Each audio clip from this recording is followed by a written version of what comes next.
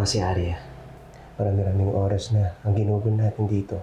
Saka gusto natin mabawi ang pera at makaganti. Ma, ang kailangan natin ngayon, forgiveness. Yun lang yung makakatanggal ng lahat ng galit sa puso natin. Hindi, anak.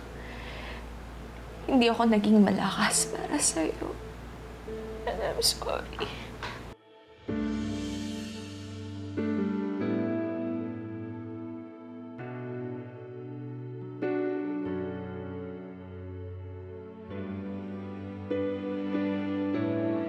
Alam kong hindi magiging madali. Pero pagtutulungan natin, ako, ikaw, tsaka si Tito Joed. AJ. Ayaw, pero okay, sir. Julian. Okay na. Salamat sa tulong niya. Kamusta pala sila Millie at Anton? Yun nga, hindi lang kung bakit kami nagpunta rito, sir. May nakarating sa amin sa mga balita. Anong nangyari? Yung anak ni Millie at Anton. Kinidnap. Ano? Joed, Tito. May kailangan pa akong malaman tungkol sa amin dalawa. Iniiwan mo si Millie, pinabayaan mo siya dahil kriminal ka. Nasangkot ka sa sindikato, nagtatago ka sa pulisya dahil wanted ka. Kung tutusin, pwede kitang hulihin ngayon. Pero hindi ko gagawin. Dahil bibigyan pa kita ng isa pang pagkakataon. Pagkakataon?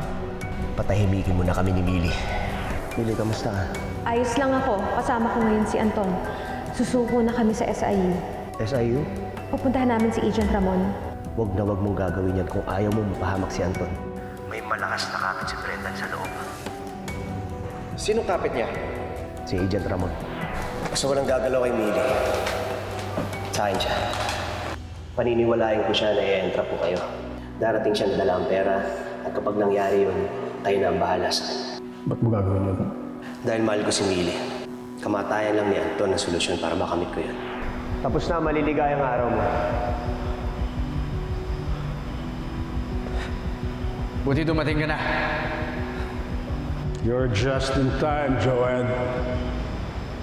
Kagaya na sinabi ko, tapos na ang maliligayang araw mo, Anton Rosales.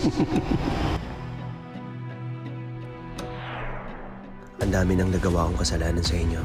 Patawad.